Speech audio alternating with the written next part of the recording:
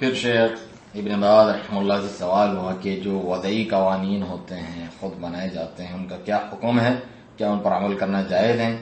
اور ایسے حاکم کی تکفیر کی جائے گی جو ان قوانین کو وضع کرتا ہے؟ اس کے جواب میں شیخ فرماتے ہیں اگر قانون شریعت کے موافق مطابق ہو تو اس میں کوئی حرج نہیں۔ اگر قانون بنائے جیسا کہ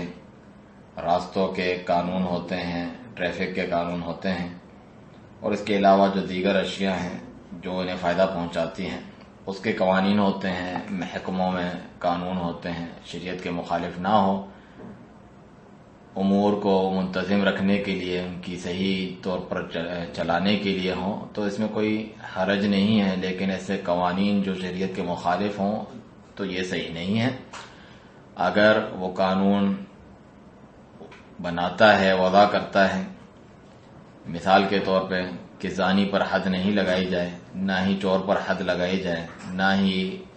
شراب پینے والے پر حد لگائی جائے، تو یہ باطل ہے، یہ قوانین باطل ہیں، اور اگر انہیں وہ حلال سمجھتا ہے جو حکمران ہے تو کافر ہو جاتا ہے۔ اگر وہ کہتا ہے کہ یہ حلال ہے، اس میں کوئی حرج نہیں، تو یہ کفر ہوگا۔ جو استحلال کرتا ہے یہ کفر ہے،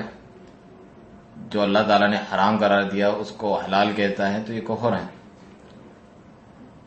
شیخ سے پوچھا گیا ایسے کے ساتھ کیا معاملہ کیا جائے؟ شیخ فرماتے ہیں معروف میں اس کے ساتھ معاملہ کیا جائے، معروف میں اس کی اطاعت کی جائے، نہ کہ معصیت میں، یہاں تک کہ اللہ تعالیٰ اس کا کوئی نعم البدل لے کر آئے۔